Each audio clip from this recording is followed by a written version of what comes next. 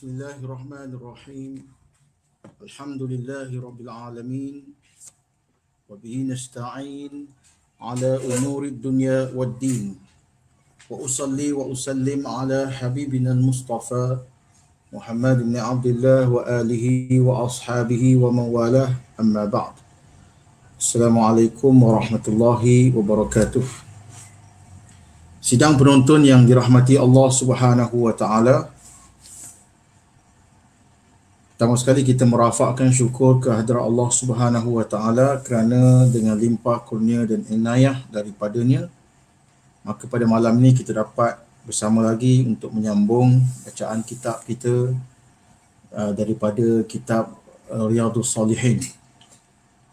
Sebelum ini kita telah pun membacakan mukadimah kitab yang dikarang oleh Al-Imam Muhyiddin Abu Zakaria Yahya bin Sharf An-Nawawi yang meninggal pada tahun 676 Hijrah. Salah seorang faqih usuli dalam mazhab Syafi'i dan juga muhaddis dalam mazhab Syafi'i. Baik. InsyaAllah kita akan masuk bab yang pertama. Bab yang pertama. Qala al-muallif rahimahullah wa nafa'ana wa iyyakum bi ulumihi fi daraini amin ya rabbal alamin. Babul ikhlas wa ihdarin niyyah fi jami'il a'mali wal aqwali wal ahwali al-barizah wal khafiyah. Bab pada menyatakan tentang ikhlas dan menghadirkan niat pada semua jenis amalan dan percakapan dan keadaan yang nyata dan tersembunyi. Baik. Bab ni akan mengupas ayat Quran dan juga hadis-hadis berkaitan dengan ikhlas. Bagaimana kita hendak menghadirkan niat dan kepentingan niat dalam segala amalan yang kita buat. Sama ada amalan itu secara terang-terangan atau amalan yang tersembunyi. Amalan tersembunyi ni yang berkaitan dengan hati. Imam An-Nawawi dia terkenal, kebanyakan kitab dia akan mula dengan tajuk niat ataupun dia akan mulakan tentang ikhlas ataupun dia akan mulakan dengan hadis niat. Antaranya kitab ni Riyadhus Salihin, antaranya kitab Al-Arba'in An-Nawawiyah, Matlul Arba'in An-Nawawiyah, Kitabul Azkar. Dia akan ingatkan kita tentang ikhlas. Kenapa? Sebagai orang yang menuntut ilmu, kita kena sentiasa mengingatkan diri kita supaya ikhlas. Ikhlas dari segi niat kita menuntut ilmu itu daripada pihak muallim dan muta'allim. Orang yang mengajar dan orang yang belajar semua kena ikhlas. Kalau tak, apa yang kita buat ni semua jadi sia-sia. Apa yang kita pelajari semua sia-sia. Ilmu yang kita pelajari tidak berkat. Baik. Seperti biasa, setiap bab, saya terangkan sebelum ni, setiap bab dalam kitab ini dia akan mulakan dengan ayat-ayat Al-Quran yang berkaitan dengan tajuk. Okey, tengok ayat Quran yang pertama. Qala Allah Ta'ala, a'udzu billahi minasyaitonir rajim. وَمَا أُمِرُوا إِلَّا لِيَعْبُدُوا اللَّهَ مُخْلِصِينَ لَهُ الدِّينَ حُنَفَاءَ وَيُقِيمُوا الصَّلَاةَ وَيُؤْتُوا الزَّكَاةَ وَذَلِكَ دِينُ الْقَيِّمَةِ. وقال تعالى لن ينال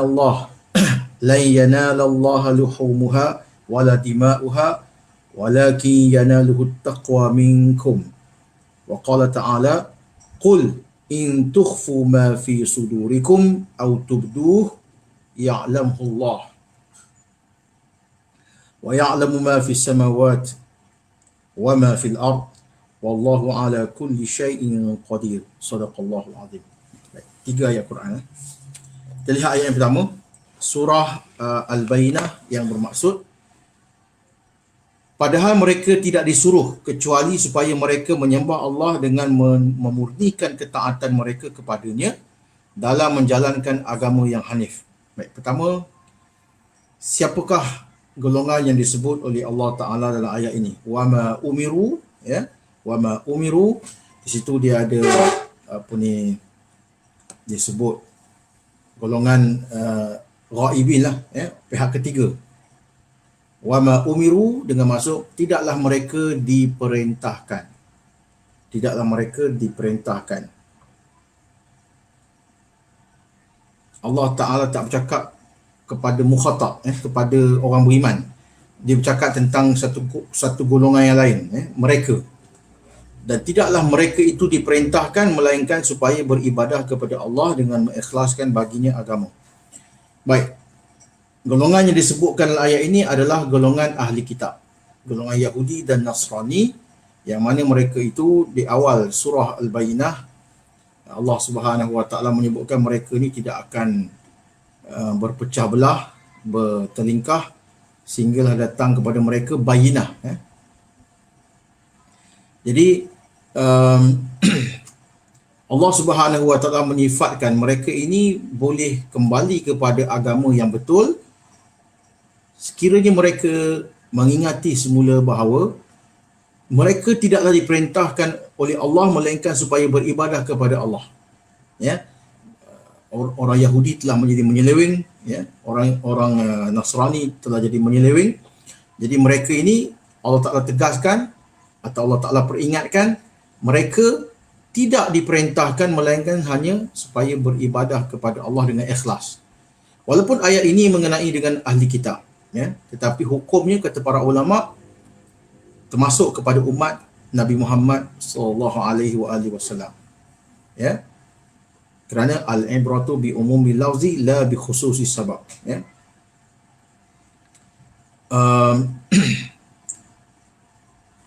Pengajaran ayat yang kita ambil ni, mana-mana ayat Quran, pengajarannya adalah bersifat umum, bukan dengan sebab khusus ayat itu ditujukan kepada siapa. Walaupun ayat ini berbicara kepada orang Yahudi, orang Nasrani, mereka mesti beribadah kepada Allah dengan ikhlas, termasuk kita umat Nabi Muhammad SAW, lebih lagi dituntut beribadah kepada Allah dengan ikhlas. Baik. Disebut memurnikan ketaatan kepadanya. Kenapa? Sebahagian para ulama menyatakan dengan maksud memurnikan itu ialah mengisyaratkan wajib niat dalam segala bentuk ibadah.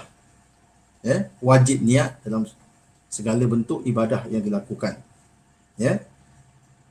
Tanpa niat, maka amal ibadah itu tidak diterima. Ini adalah mazhab jumhur ulama. Kita tak pergi lagi perbahasan yang dalam, cuma dia dalam nota kaki ni dia sebutlah. Jumhur ulama menyatakan tiap-tiap amalan mesti disertai dengan niat. Kalau tidak, dia menjadi perkara adat. Berbeza dengan pandangan Imam Abu Hanifah. Dalam mazhab Abu Hanifah, dia tidak mewajibkan niat pada setiap amalan. Itu kita kena perhatikan apa usul mazhab Hanafi. Tapi kita lihat majoriti para ulama menyatakan ini antara dalil ayat Quran, dan kita akan lihat hadis bahawa apa-apa amalan yang kita buat mesti ikhlas, diniatkan ikhlas kerana Allah Subhanahu Wa Ta'ala supaya amalan itu diterima. Hunafa, menjadi orang-orang yang lurus. Sebagai para ulama mengatakan bahawa hunafa dengan makna golongan yang bertauhid, yang mengikut agama yang benar, yang lurus, dan menjauhi segala agama-agama selain Islam dan hanya memilih agama Islam sahaja. Itu makna hunafa, mengikut agama yang lurus. Seperti mana Nabi Ibrahim juga agama yang lurus. Wa yuqimus salah. Lepas Allah Ta'ala menyebut tentang ikhlas dalam ayat ni, dia menyebut contoh amalan. Wa yuqimus salah, dan mereka mendirikan solat. Maknanya keikhlasan itu perlu diterjemahkan dalam bentuk perbuatan. Sebab itu kita tak boleh tengok orang, saya ikhlas kerana Allah, tapi apa amalan dia? Mesti ada amalan yang diletakkan ikhlas itu. Contohnya, wa yuqimus salah wa yu'tuz zakah. Mereka juga diperintahkan supaya mendirikan solat dan mengeluarkan zakat. Maknanya golongan ahli kitab ni pun dia ada dalam syariat mereka, solat dan zakat. Ya, wa dzalika dinul qayyimah. Okey, yang demikian itulah agama yang lurus, ya. Agama yang lurus, agama yang ikhlas beribadah kerana Allah, ya. Dan diberikan contoh amalan ibadah itu ialah solat dan mengeluarkan zakat. Itu ayat yang pertama, surah Al-Bayyinah ayat 5. Kemudian kita lihat pula ayat yang kedua. Firman Allah Ta'ala, "La yanalallaha luhumuha wala dima'uha." Okay. Lan ini nafi lil abad. Nafi lil abad. Ya. Kalau saya kata ana la ashrab, la ashrab atau lam ashrab, ya, aku tak minum, aku belum minum. Itu dia muakkad, dia ada tempoh. Mungkin sekarang saya tak minum, nanti kemudian saya akan minum. Tapi bila kita sebut lan, itu dia panggil nafi lil abad, ya. Penafian yang berbentuk selama-lamanya, yang kekal. Seolah-olah bila saya bercakap ana lan ashrab, ya, aku tak akan minum, tak akan sekali-kali minum, sampai bila-bila tak akan minum. Itu maksudnya ana lan ashrab huna. Okey, aku tak akan minum kat sini, contoh. Okey, jadi Allah Subhanahu Wa Taala menyebutkan lan, ya, dia tak kata lam, dia tak kata la, ya, dia kata lan yanalallah, ya. Sekali-kali, sampai bila-bila pun tak akan sampai kepada Allah, tidak akan mencapai keredaan Allah. Apa dia? Daging-daging binatang korban dan darah-darahnya. Jadi ayat ini berbicara tentang ibadah korban, ya.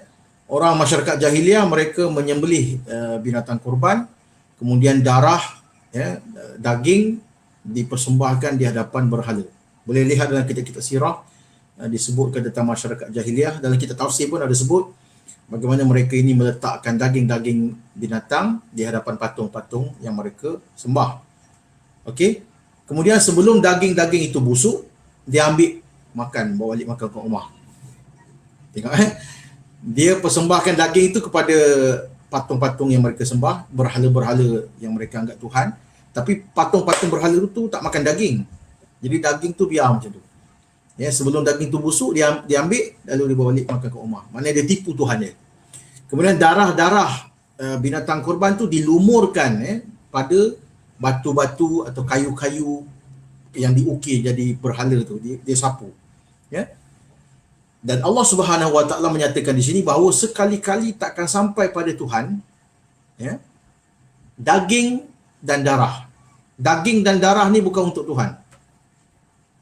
Daging ni untuk dipersembahkan, daging ini untuk disedekahkan kepada fakir miskin. Maknanya manfaat sesama manusia. Ya. Manakala darah binatang ni najis, ya. Hurimat alaikumul maita wad dam. Ya, jadi darah ni najis. Darah pun Allah Ta'ala tak perlukan darah ni. Darah binatang ni. Bila kita sembelih binatang, ya, darah itu dia dipanggil damam masfuha, darah yang mengalir, darah yang tersembur keluar daripada tubuh binatang bila disembelih, itu untuk membersihkan binatang sembelihan tu daripada penyakit, ya. Kalau zaman sekarang ni dari segi ilmu perubatan pun memang darah binatang ni dia boleh membawa penyakit. Jadi bila disembelih binatang tu dagingnya bersih, ya, penyakit darah-darah ni keluar. Sebab itu dalam bahasa Arab sembelihan juga disebut sebagai tazkiyah. Tazkiyah maknanya penyucian. Bila kita sembelih binatang ni, kita menyucikan dagingnya daripada darah yang kotor, ya, ataupun darah yang bawa penyakit. Baik, saya balik pada tajuk tadi, lan yanalallaha, ya. Sekali-kali takkan sampai kepada Allah, takkan capai keredaan Allah daging-daging dan darah. Maknanya itu bukan untuk Allah. Walaki yanaluhu taqwa minkum. Luhumuha wala dima'uha. Daging-daging dan darah-darah takkan sampai pada Allah.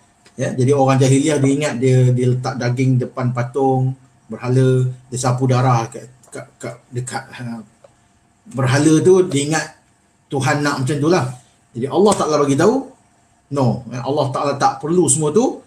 Walakin yanaluhu taqwa minkum, akan tetapi yang akan sampai kepada Allah ialah ketakwaan daripada kamu. Sembelih korban tu kamu buat dengan nilai takwa. Takwa itulah yang akan menjadi perantara taqarrub seorang hamba kepada Allah Subhanahu Wa Taala, mendekatkan diri kepada Allah Taala dengan korban tadi. Ya, sebab itulah kita lihat dalam ibadah korban antara sebab kenapa binatang sembelihan tu tak boleh cacat, tak boleh akwar, mata buta sebelah, telinga koyak, telinga putus ke, tanduk pecah ke, jalan tempang ke. Walhal kalau kita fikir secara logiknya, kalau kita beli kambing atau unta atau binatang lembu dan sebagainya, kita nak makan daging tu, ya. Kalau mata dia buta sebelah pun kita sembelih, dagingnya tetap sama. Kan? Daging binatang tu, kalau kita timbang lembu ni berapa kilo, yang ni berapa kilo, bila kita sembelih ambil dagingnya sama je. Tapi dari segi nilai, bila binatang tu cacat, harganya lebih murah. Ya, bila binatang tu ada aib, ya, daging harganya lebih murah. Jadi orang bila buat korban jangan fikir murah, dia fikir untuk taqarrub kepada Allah Subhanahu Wa Taala. Ya. Taqarruban ilallahi jalla wa ala. Tujuan untuk mendekatkan diri kepada Allah Subhanahu Wa Taala. Ya, bukan fikir murah. Ya, sebab tu kita tengok tak salah sebenarnya kalau kita nak korban luar negara ke apa, tapi tengok niat kita. Niat kita apa? Niat kita, kenapa kita tak menyertai korban di dalam Malaysia? Oh, mahal lah sini. Ya, lembu mahal. Oh, kalau dekat buat dekat Kemboja murah. Jadi kalau kita punya intention tu murah, Allah Ta'ala nilai di situ. Tapi kalau kita punya niat, tak apalah, orang Malaysia ni susah-susah pun biasa makan daging. Ya, kesian saudara-saudara kita yang ada di Kemboja sana, di mana tu negara lain, di Sudan, di mana yang susah nak makan daging. Ya, setahun sekali lah kalau ada Aid Adha, kalau ada korban baru mereka dapat makan daging. Jadi saya menyertai korban di luar negara dengan sebab itu, dengan niat itu. InsyaAllah Allah Ta'ala nilai yang tu. Ya, dan benda ni sirrun bainal abd wa rabbih. Ya, kita panggil apa? Keikhlasan itu adalah rahsia antara seorang hamba dengan Tuhan dia, dengan Allah Subhanahu Wa Taala. Sebab itu dalam perkara contoh yang saya bagi yang kecil tadi, contoh yang kecil saja.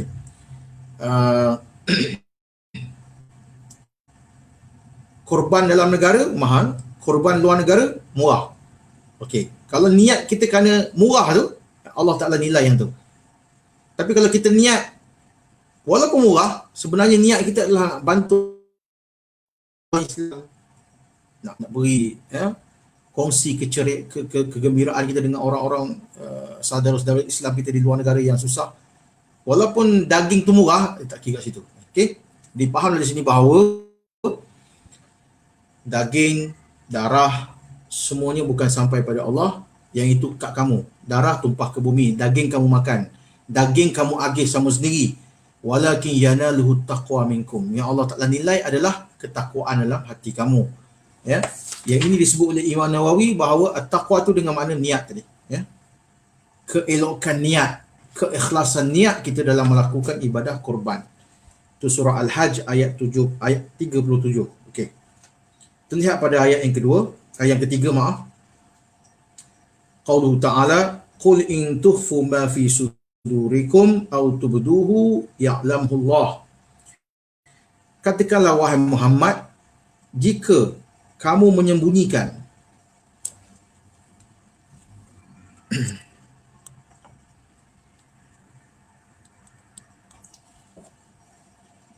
katakanlah wahai Muhammad, jika kamu menyembunyikan, ya, apa yang ada dalam hati-hati kamu, atau kamu menzahirkannya, ya, benda yang ada dalam hati kita ni kita duk sorok, kita sembunyikan daripada pengetahuan orang, atau kita ucapkan, ya'lamullah, Allah Ta'ala tetap tahu.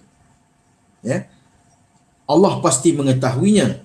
Okey, wa ya'lamu ma fis samawati wa ma fil ard. Dia mengetahui, ya, tiap-tiap apa yang ada di langit dan apa yang ada di bumi, ya.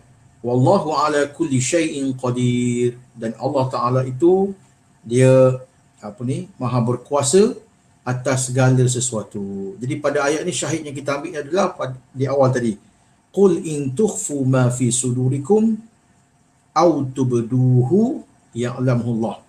Jadi sebab itulah perlulah kita sentiasa membetulkan niat, tajdidun niyah, membetulkan niat, menyucikan jiwa kita dalam apa perbuatan kita. Mestilah ikhlas kerana Allah Ta'ala menilai apa yang ada dalam hati kita. Okay, nanti kita akan masuk pada hadis-hadis yang berkaitan. Surah Ali Imran ayat 29. Baik. Tuan-tuan dan puan-puan yang dirahmati Allah, kita masuk pada hadis yang pertama. Saya percaya hadis ni banyak kita sudah membaca atau mendengarnya. Bahkan hadis yang pertama dalam Matul Arba'in An-Nawawiyah, hadis 40. Qala al-muallif rahimahullah, wa an amiril mu'minin Abi Hafs Umar bin Khattab radhiyallahu an. Umar bin Khattab Fail ibn Abdullah ibn Riyah ibn Abdullah ibn Qurt ibn Razah ibn Adi ibn Ka'ab ibn Lu'ay ibn Ghalib al-Kushairi, bukan Kushairi, al-Qurashi, al-Adwi radhiyallahu anhu. Okay, ini nama-nama keturunan Umar bin Khattab. Hadis ini diriwayatkan daripada Umar bin Khattab, ya. Dimulakan dengan menyebut gelarannya Amirul Mukminin. An Amirul Mukminin, ketua orang-orang beriman. Kenapa Sayyidina Umar dipanggil Amirul Mukminin? Itu gelaran yang mula-mula beliau pakai, ya. Ketika mana wafat Nabi SAW, Sayyidina Abu Bakar tu dia menggantikan Nabi. Perkataan pengganti dalam bahasa Arab adalah khalifah, ya. Maka Sayyidina Abu Bakar dipanggil ya khalifata Rasulillah, wahai pengganti kepada Rasulullah. Bila Sayyidina Abu Bakar meninggal dunia dan digantikan oleh Sayyidina Umar, jadi orang mula panggil dia ya khalifati Rasulillah, wahai pengganti kepada pengganti Rasulullah. Sayyidina Abu Bakar pengganti kepada Nabi, Sayyidina Umar pengganti pada Sayyidina Abu Bakar. Sayyidina Umar dipanggil Khalifatu Rasulillah, pengganti Rasulullah. Bila diganti pula oleh Sayyidina Umar, dipanggil Khalifah juga, pengganti kepada pengganti Rasulullah sallallahu alaihi wasallam. Nanti kalau Sayyidina Umar meninggal, orang lain ganti dia, nak panggil Khalifata, ya Khalifati Rasulullah. Pengganti lepas tu, ya Khalifati. Panjang gelaran tu. Jadi ada, saya baca dalam syarah hadis ni, ada seorang sahabat yang mencadang, saya tengok nama ni. Dia yang mula mencadangkan, atau dia yang mula menyebut, ya Amirul Mukminin, wahai ketua orang-orang beriman. Dan Sayyidina Umar setuju dengan gelaran itu. Dia kata, ana amirukum wa antum mu'minuna.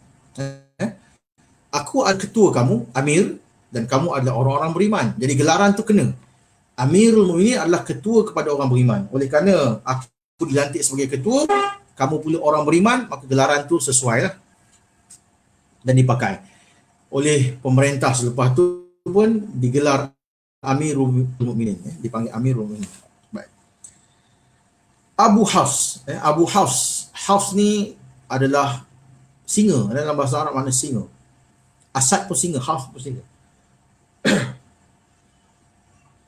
Wallahu a'lam, ada beza pendapat tentang gelaran ini.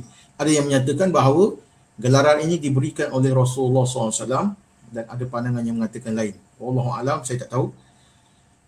Tetapi gelaran Sayyidina Umar tu adalah Abu Hafs, Abu Hafs, nak menggambarkan betapa dia ni tegas dan garang orangnya, macam singa. Umar ibn Khattab, namanya Umar ibn Khattab bin Nufail bin Abdul Uzza, maknanya datuk nenek moyang dia ada yang nama Abdul Uzza, hamba kepada Uzza, Al-Uzza, iaitu nama berhala ni, maknanya uh, bin Riyah bin Abdullah bin Qurd, ya, dan bertemu dia punya nasab dengan Nabi SAW pada Ibn Adi Ibn Ka'ab bin Lu'ay, ya, Ibn Ghalib Al-Qurashi Al-Adawi, ya. Turunan, mana dia ni kalau ikut susu galu dia, ya, satu satu kelompok, dengan satu kabilah Muhammad SAW, ya. Semua dia dipanggil Qurashi, ya, orang Quraisy. Sayyidina Umar kata, ni kita masuk pada hadis. Dia kata, qala sami'tu Rasulullah sallallahu alaihi wa alihi wasallam yaqul innamal a'malu binniyat wa innamal likulli imri'in ma nawa faman kanat hijratuhu ila Allah wa rasulih fa hijratuhu ila Allah wa rasulih wa man kanat hijratuhu lidunya yusibuha aw imra'ah yankihuha fa hijratuhu ila ma hajara ilaih. Muttafaqun alaih, muttafaqun ala sihhatih. Rawahu Imam al-Muhadditsina Abu Abdullah Muhammad ibn Ismail ibn Ibrahim ibn al-Mughirah ibn al-Bardizbah Bardizbah al-Ju'fi al-Bukhari wa Abu al-Husain Muslim ibn al-Hajjaj ibn Muslim al-Kushairi al-Naisaburi radhiyallahu anhuma fi sahihihima atau fi sahihihima alladhaini huma asahul kutub al-musannafah. Okey. Lihat apa yang dikata oleh Sayyidina Umar bin Khattab. Dia kata, aku pernah dengar, ya, sami' itu mana aku pernah dengar, aku dah dengar Rasulullah SAW pernah bersabda. Apa Nabi kata? Innamal a'malu binniyat. Hanya senya dengan niat. Itu terjemahan kita lah. Kalau kita nak faham betul-betul, kita kena tengok bahasa Arab. Perkataan innama dalam bahasa Arab, di kalimah dipanggil, dia termasuk dalam adatul hasr, adawatul hasr. Al-hasr maknanya dia, bahasa Melayu dia panggil apa? Kepung. Ya. Dia buat border. Kalau saya kata semua benda yang ada atas meja ni saya punya, mana saya buat satu border. Barang-barang yang ada atas meja ni semua saya punya. Yang lain daripada ni bukan saya punya. Yang bawah meja, tepi meja sana tu bukan saya punya. Saya kata yang ada atas meja ni saja aku punya. Jadi kita dah buat satu daerah lah. Daerah. Kita dah tegaskan yang ni aku punya. Jadi orang lain tak boleh ambil. Ini barang-barang atas meja ni aku punya. Jangan usik. Yang sana semua. Jadi Allah Subhanahu Wa Taala banyak guna kata innama dalam Quran, dalam hadis termasuk hadis yang kita baca ni. Contohnya ayat innama yakhshaha min ibadihi ulama. Ya, di situ menggambarkan orang yang betul-betul takut pada Allah itu adalah kalangan hamba-hambanya, iaitu para ulama, orang berilmu. Jadi orang berilmu mesti patut membawa pada takwa, membawa pada takut pada Allah Ta'ala. Tapi kalau dia tak takut Allah Ta'ala, maknanya dia bukan ulama lah, dalam arti kata yang sebenar lah. Ya. Jadi kita lihat balik pada konteks hadis ni, bila Nabi SAW menyatakan innamal a'malu, maknanya dia buat satu ketetapan, hanya senya amalan-amalan iaitu yang diterima, ya, di sisi Allah, ya, qasdan wa syar'an, ya, dari segi niat, dari segi hukum syarak, betul ikut apa yang Allah Ta'ala dia akan diterima dengan syarat ada niat, ya, diterima di sisi Allah Ta'ala kalau ada niat. Contoh, kalau satu orang dia basuh muka, dia basuh tangan sampai siku, dia sapu kepala dia, kemudian dia basuh kaki kanan, kaki kiri, basuh. Tapi dia buat tu sebab apa? Bukan sebab niat wuduk. Dia kata sebab cuaca panas saja dia saya basahkan badan, basahkan anggota badan.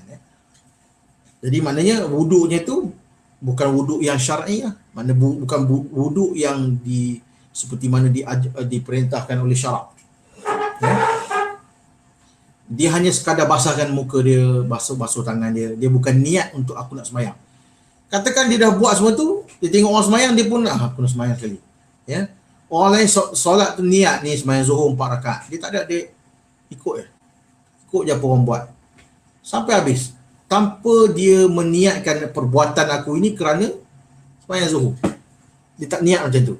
Dia tengok orang buat, aku ikut sekali lah. Ya. Jadi perbuatannya itu secara zahir, dia berwudu, nampak orang tengok dia basuh muka dan sebagainya. Tapi niat tak ada. Lepas tu dia mengerjakan perbuatan, pergerakan macam orang lain sembahyang solat zuhur, tapi dia tak niatkan sebagai zuhur, maka amalan tu mardud, ya, tertolak.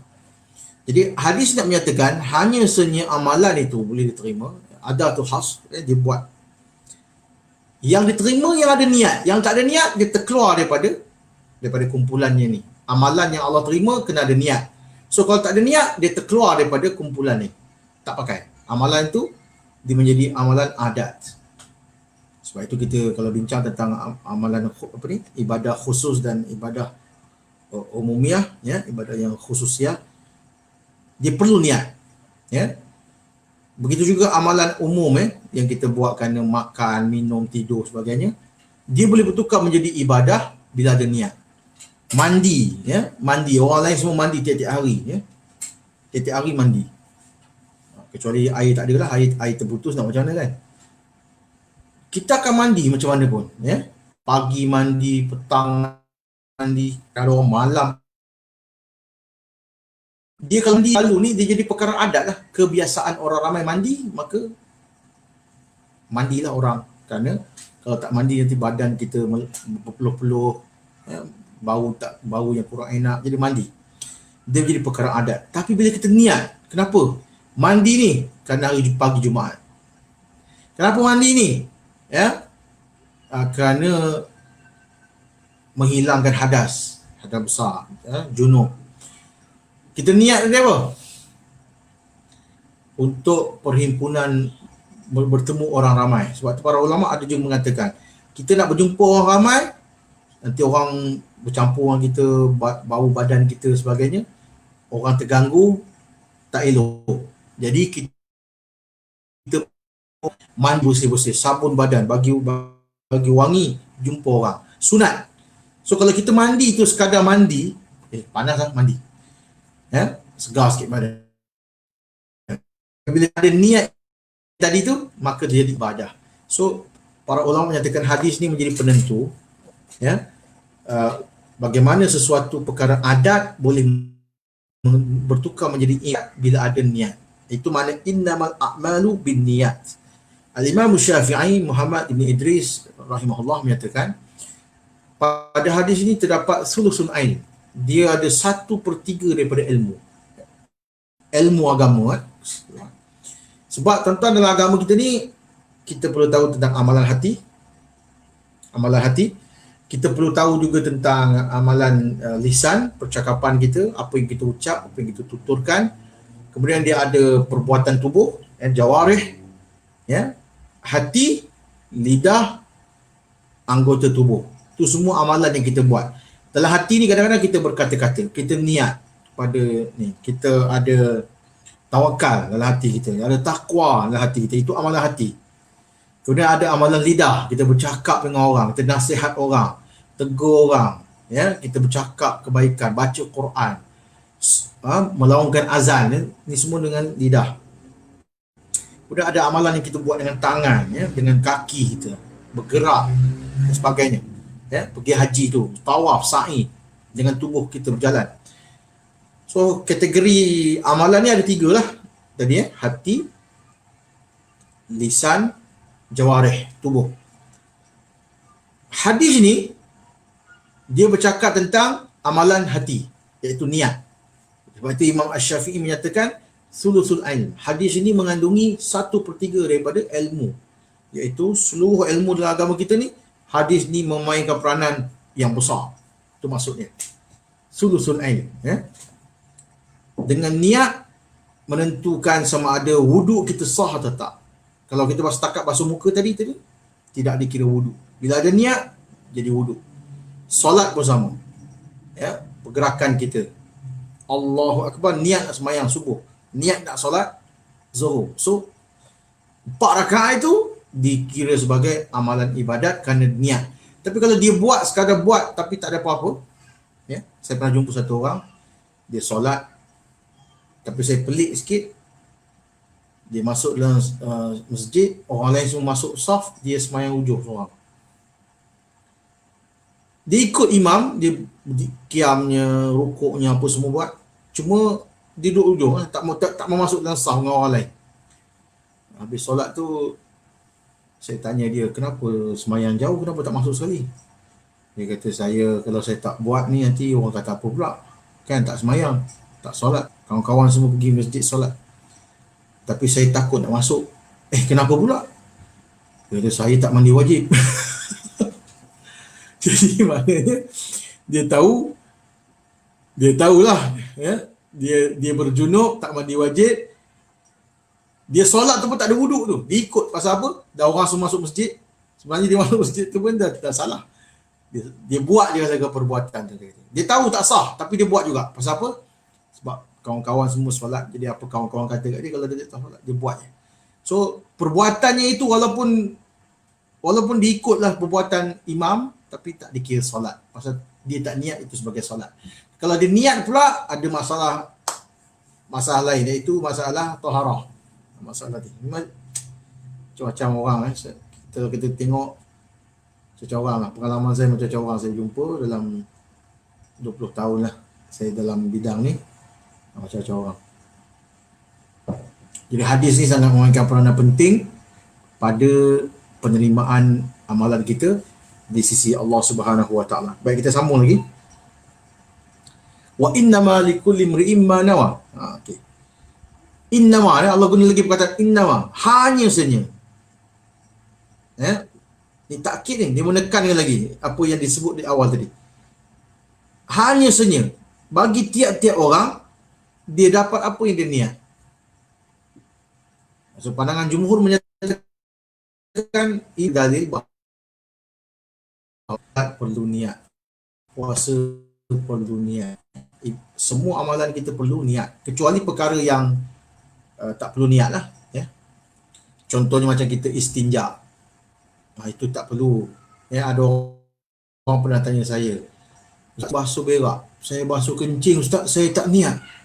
Itu dalam para ulama mengatakan dalam izalatul janazah, menghilangkan kenajisan atau najis, kita tak perlu niat. Contohnya anak kita berak seluar, baby, kita pun nak tukar pakaian dia, kita buka baju dia, basuh dia, pakaikan lampin, pakai baju baru, lepas tu seluar tu yang dah kena najis tu, adakah perlu kita sengaja ambil air pipe, cucuk air pipe, sengaja aku basuh baby ni yang dah terkena najis ini, ya, kerana Allah Ta'ala, tak payah.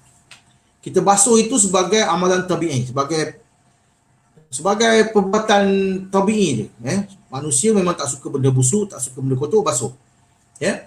Dan ianya juga diperintah oleh syarak, maknanya syarak suruh kita hilangkan najis yang ada pada lantai, pada pakaian, pada tempat kita nak ibadat, disuruh buang, ya, bersihkan.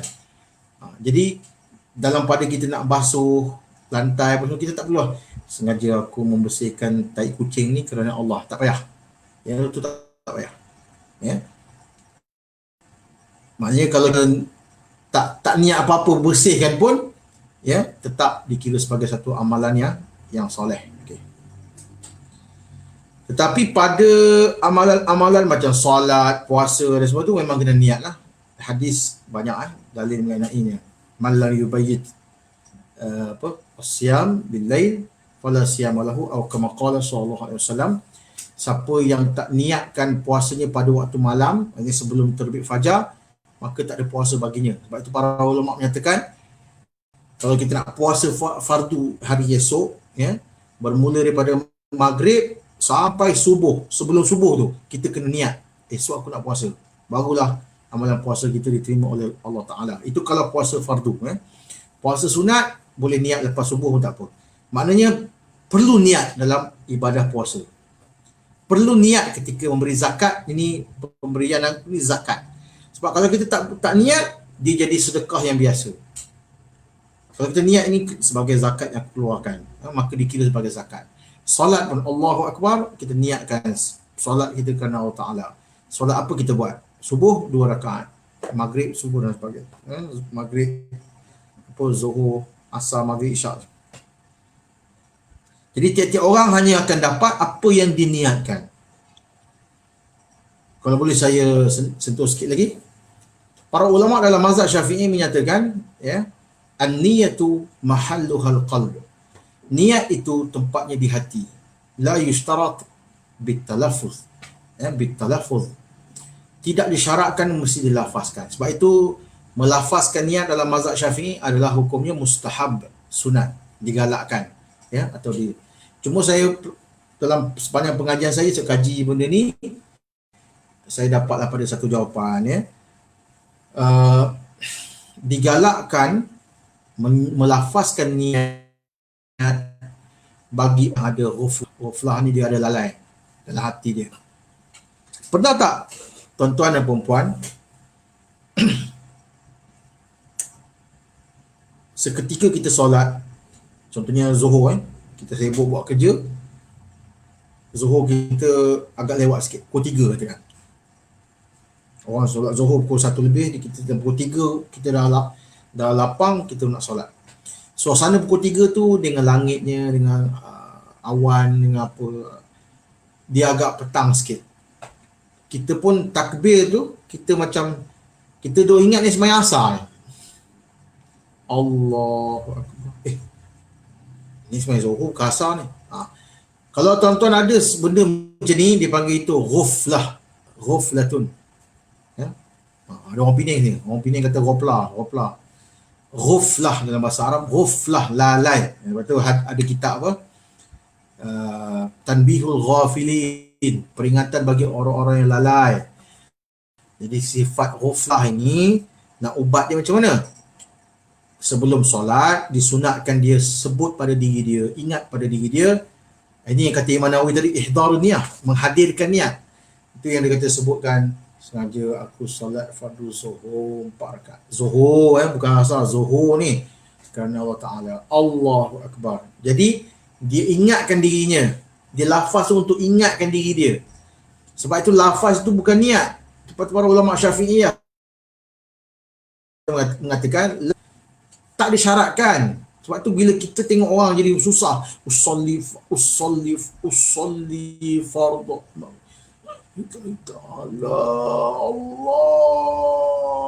Allah tak jadi. Usolli ni dah menyusahkan diri, dia panggil takalluf, menyusahkan diri. Agama tak suruh macam tu. Para ulama menyatakan ini lafaz ni nak bantu orang yang lalai. Kalau tuan-tuan sudah tahu solat ini zuhur 4 rakaat dan tuan-tuan di belakang imam, makmum, kita dah tahu dah apa yang kita akan buat, takbir, lepas tu baca Fatihah, semua rukuk, sujud, semua. Benda ni akan berlaku sebanyak 4 rakaat, lepas tu kita bagi salam. Kita dah tahu apa yang kita nak buat, solat apa, fardu atau sunat, kita semua dah tahu. Sebagai makmum, imam semua, kita tahu apa sebab kita berdiri tu. Kita hanya boleh saja Allahu Akbar, fokuskan untuk menyatakan Allah paling besar, Allah paling utama, Allah paling penting. Yang lain semua sudah tak penting. Segala urusan dunia kita putus. Allahu Akbar. Niat dah ada. Kat mana? An-niyatu mahalluhal qalb. Sebab tu saya dah sebut berkali-kali pada anak-anak murid kadang mengaji dengan saya kelas malam, saya terangkan benda ni. Oh macam tu Ustaz, saya duk ingat ke mesti nak kena usolli. Sebab itu kita jadi payah nak terangkan bila orang tanya, Ustaz, saya nak salat istikharah, niatnya macam mana? Ustaz, saya nak qasar, nak solat jamak qasar. Macam mana kalau saya nak bawakan asar ke zuhur, lepas tu saya nak lewatkan zuhur ke asar? Ustaz, macam mana nak solat ini? Ustaz, macam mana nak solat hajat? Niat, solat hajat, niat. Payah boh, payah. Semua tu kita nak, lepas tu nak kena bagi pula dalam bahasa Arab. Sebenarnya kita cakap bahasa Melayu je. Aku solat fardu maghrib 3 rakaat. Allah. Boleh juga. Yang itu lebih dekat berbanding dengan orang tu duk hafal. Dia hafal pula, lepas tu diwaswaskan pula oleh syaitan, nak kena sebut usolli, huruf sod tu. Silap tu dia kata tak sah. Usol, usol, usol, usol. Tuan-tuan dan puan-puan yang dirahmati Allah. Jadi penting saya sebut benda ni di mana-mana pun. Kalau saya baca hadis ni, saya memang akan terangkan benda ni. Ya, kerana niat itu tempatnya di hati. Kalau mulut kita sebut nawaitu shauma ghadin, tapi hati kita tak serta dengan apa yang mulut kita cakap, kita tak jadi niat. Bila kita sebut usolli fardhu maghribi salasah rakaat, Allah, kita sebut lancar, tapi hati kita tak niat pun tak jadi juga. Niat mesti daripada hati, mulut untuk bantu. Tapi kalau mulut nak lafaz tu sampai menyusahkan, maka kita kena tinggalkan. Bahkan saya nak kata wajib tinggalkan saja. Bagi orang yang sampai menyusahkan diri, dia ganggu orang sebelah. Orang sebelah dah baca Fatihah dah, dia dah sebelah usul.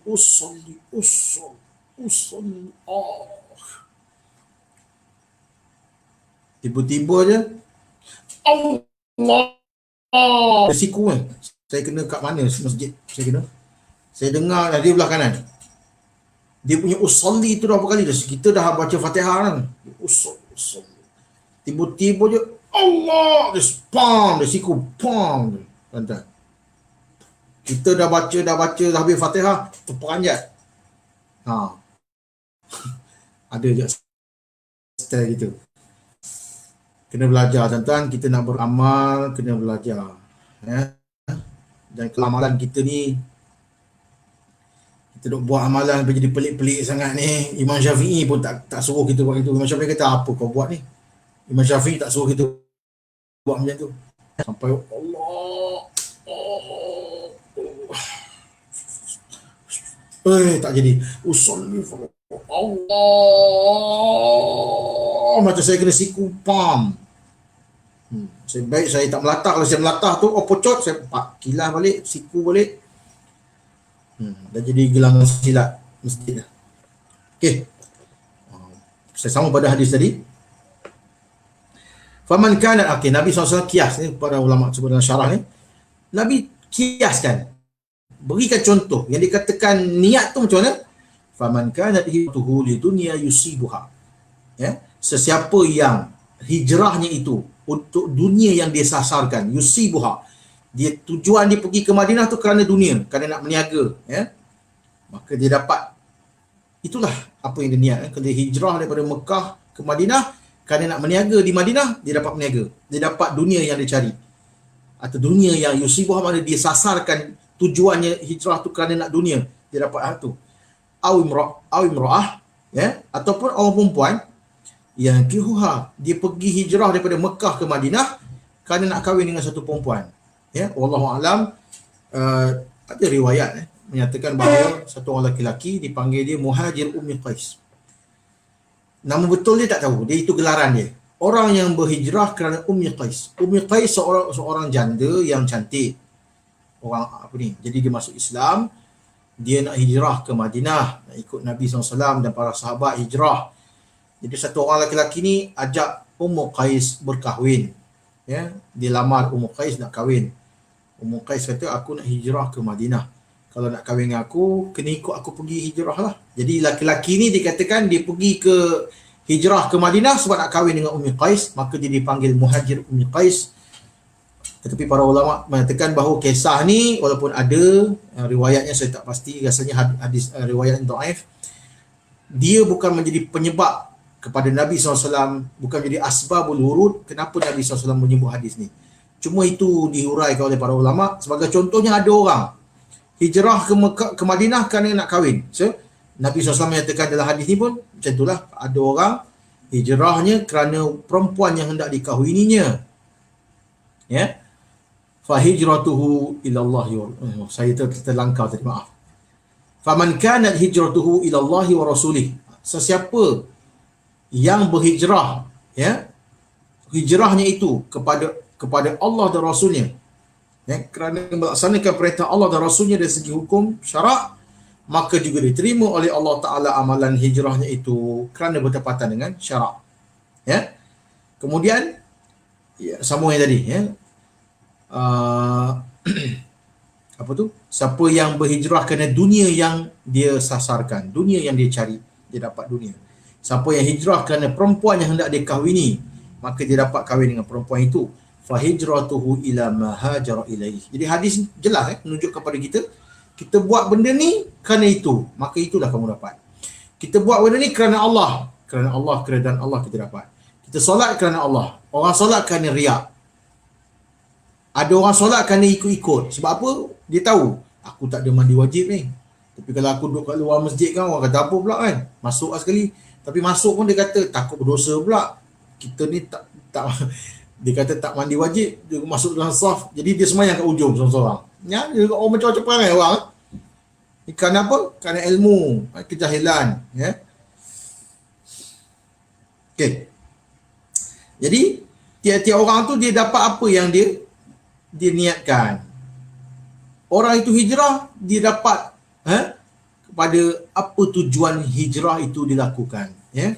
Hadis ini ringkasnya disebut muttafaqun alaih. Imam An-Nawawi menyatakan dalam kitab Riyadhus Shalihin, kalau aku sebut muttafaqun alaih, dengan maksud hadis itu dipersetujui oleh dua orang imam, iaitu Imam Al-Bukhari dan Muslim. Ya, Al-Bukhari dan Muslim. Nama Imam Bukhari disebut sini. Ya, siapa?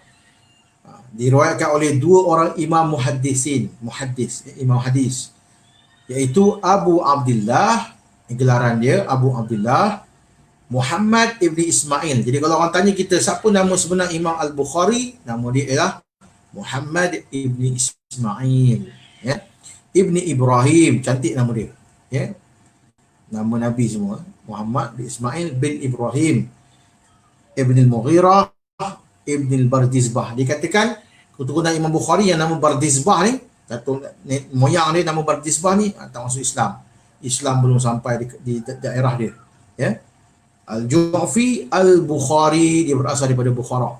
Bukhara ni kat Uzbekistan. Hari ni lah. Dan tadi imam yang pertama Al-Bukhari, iaitu Muhammad bin Ismail, dan juga diriwayatkan hadis ni oleh Abu Husain, ya. Abu Husain gelarannya, namanya Muslim, ya.